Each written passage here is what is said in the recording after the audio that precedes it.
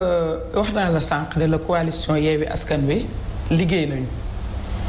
bi ñu liggéeyee ba pare ba war a déposer le même jour le 8 jour du dépôt ci lañ def suñu coalition ak Yewwi war a wallu war a intégrer la liste de Dakar mais bi nga xamee ni erreur am na li tax conseil constitutionnel jox ñu dëgg bi erreur amee te maa ngi ciy profité di magnifier les féministes yi may attaqué maa ngi leen di gërëm di leen sant wax nañ dëgg parité bi j'ai été du début à la fin 3 étapes bu parité bi yépp benn bi daf ma fekk ba nekk ministre donc maa ngi ñoom ñoo conduire marche blanche avec 27 partis politiques dem jël suñu mémorandum jox ko waat bi ñuy voté parité bi fekk ma nekk assemblée vice-présidente à l'Assemblée nationale bi ñuy dugal le décret d'application ak di dugal amendement yi dont amendement yi nga xam ne moo dàq liste Benno Bokk Yaakaar dinañ ci ñëw man maa ko dugal le 11 novembre 2011 en conseil des ministres lañ ko adopté muy ñetti amendement dinañ ci dellu si le ministre de l'intérieur man dama rus tey ndax li muy juriste moo tax ma rus parce que un juriste bu jël la responsabilité de tutoyer le conseil constitutionnel parce que arrêté bii mu génne di ci jël ay décision boobu waru ko jël parce que xam na ni fi mu toll conseil constitutionnel moo war a jël yi moom dafa waroon def saisine conseil constitutionnel pour mu jël ko beneen bi ci des mooy son esprit partisan moo tax parce que dafa far loolu moo tax mu tere le mandataire de Yewwi Askan Wi de rectifier la liste de Dakar bi ñu defee erreur mais dañ ñu may pour ñu rectifier bi ñu waree ñëw pour rectifier moment boobu commencé gu ñu sax le contrôle juridique ñu am droit pour defaraat suñu liste bi ñu rendre compte ni nañu defee du noonu l'erreur est humaine mu bañal ñu ko heureusement di ci am mat gu day ni constaté lu ko par huissier bi ko huissier bi constaté d'abord dañu bañ ni huissier bi du dugg mais même refus boobu dañ ko constaté biñ ko constaté dossier boobu la ñu yóbbu conseil constitutionnel bàyyi leen jàmbur moment bi ñu bëggee rectifier mën nañoo rectifier la ñu doon rectifier nag paquet ba ñu dellu jëloon pour dugal ko pour defaraat suñu liste bala ñuy def contrôle juridique bi kooka nag ñun ñoo xam nan lañ koy defee loola nag la ñu yóbbu moom la ñu dugal moo tax ñu rectifier ko bi nga xamee ni ñoom ñëw nañu war a rendre irrecevable suñu liste Dakar bi ñoom kenn gisul seen liste de parce que boobu seen patron nee na leen jox naa leen ko mais ku ma investir ak ku ma investir bu ko kenn xam le contrôle bi ñu war a def même le contrôle juridique bi ñu war a def ci liste yépp ñoom defuñu ko ci liste Benno Bokk Yaakaar parce que dañ leen koo tere ni leen kenn du xool kenn du laal loolu moo tax ñu toog ba un mandataire di leen découvrir seeni erreur mais ñoom mënuñu ko woon a découvrir parce que sañuñu ko woon a génne mais ñun suñu liste dañ ko génne rek daal di koy tasaare ci internet bi ñépp jot ko moo tax ñu naan liste Dakar bi paritaire liste mais ñun waroon nañ ko rectifier bu ñu mayoon ñoom DGE li ñu loi bi may mooy ñu dem rectifier ko suñu bopp def suñuy modification ñi démissionné ñu remplacer leen kon booba benn coow du jub bu ñu amoon tam maandu tegu day ni bañ a nekk di ko étaler ci internet bi donc c'est ça qui s'est passé maintenant pour l'arrêté bi mu génne l'arrêté bi c'est nul et non avenu comme arrêté bi muy def yépp parce que dinañ ci ñëw parrainage bi mu rendre compte ni son parti je dis bien son parti parce que c'est un militant de l'APR qui milite à Khombole tout près de chez moi moom moo ñëw nekk ministère de l'intérieur fàtte la mu jàngoon en tant que juriste di def lu ko neexee bi mu ñëwee gis ni son parti def na burdu ba pare di ko bàkkoo ci parrainage bi mu xam ne loolu disqualifié na ko ci listam yépp listam dafa war a irrecevable le mandataire ne devait être convoqué que pour que ñu signifier ko ni ko Benno Bokk Yaakaar dootul bokk dafa gaawantu daal di jël arrêté antidaté ko moo tax ces arrêtés là tàmmal nañu ko bii yoon aussi weesu na délai bi ma xam ne waroon na notifier donc dafa waroon def saisine conseil constitutionnel defu ko mu daal di trancher loo xam ni kenn mënu ko xalaat ci àddina parce que séparer comme ni nga ko waxee liste titulaire ak liste suppléant c'est inacceptable te kenn mësu koo gis la liste des suppléants benn liste la ak la liste des titulaires benn liste la l'unicité de la liste kooku c'est consacré. Et même sur le code électoral on parle d'une liste. On parle de la liste et de la liste mooy titulaire ak c'est-à-dire c'est l'accessoire qui suit le principal. mu ngi mel ni dàll am na importance parce que nee boo ñëwoon tey soluloo daal du bal accordé intérieur parce que dama nee mi wératul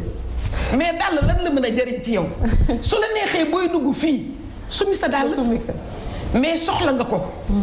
soxla nga ko parce que c'est utile. soxla nga ko parce que yëpp soxla nga ko parce que daal dafay paree soxla nga ko parce que daal dafa utile mais le principal mooy jëmm Néné Aïcha donc daal boobu suñ la nee mooy ñëw remplacer Néné Aïcha mooy remplacer yére bi mooy remplacer cheveux bi mooy remplacer yëpp mais kon doo comprendre. day xaw a doy waar. day doy waar kenn du ko nangu. vous vous attendiez à quoi? À ce que ñu rejeter carrément la liste de Benno Bokk Yaakaar mais parce que foofu su ma leen déggee liste Benno Bokk Yaakaar dañ ko war a rejeter xam nga lu tax. mais kon autant comme liste yi. non bokkul. liste Benno Bokk Yaakaar dafa am article L149. dafa ñëw au tout début deuxième paragraphe rek dafa wax problème mu parrainage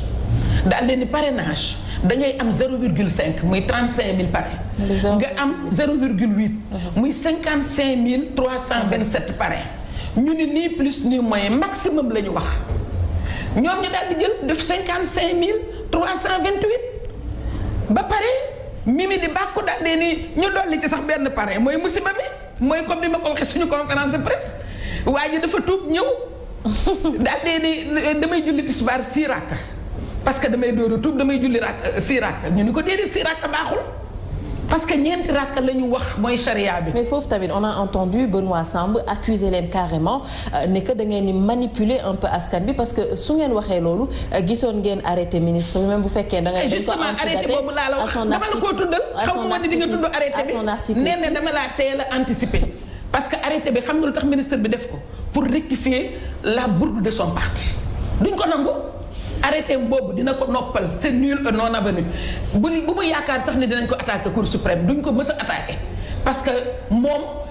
actuellement le ministre est en train de tutoyer le Conseil constitutionnel parce que la loi électorale bi c'est une loi constitutionnelle mu xam ko di ko jéem a contourner par des arrêtés du sax décret mais par des arrêtés c'est inacceptable dans un pays de surcroît mu nekk un juriste ñoom ils sont en train de tutoyer le Conseil constitutionnel pour ce cas précis nag mu ngi door a daj parce que ñun amul benn ci code électoral bi le code électoral est là amul fenn foo xam ni di nga fa gis ni Néné Aïcha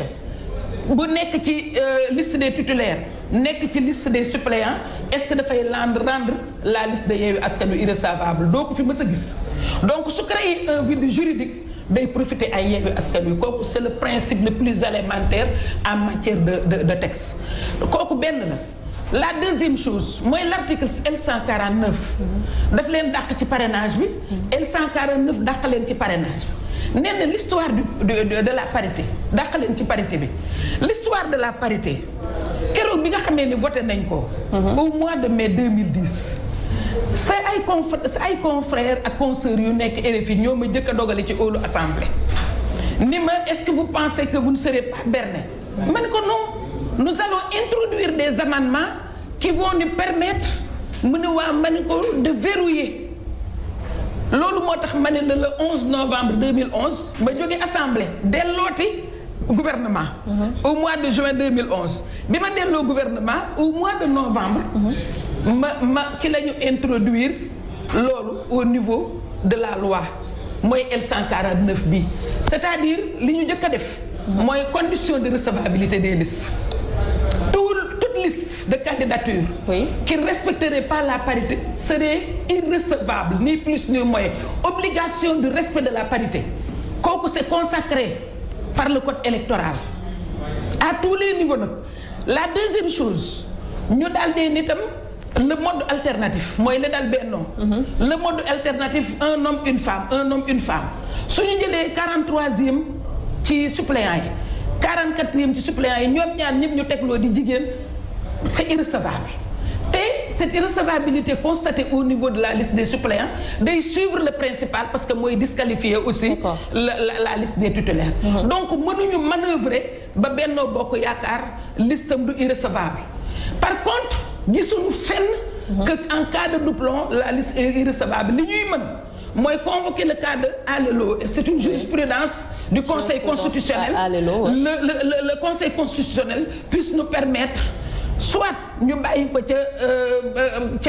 ca dàlleer maanaam ci accessoire ca liste des suppléants te ñu considérer suñu liste titulaire ba pare ce qui est péremptoire. Oui. Et vraiment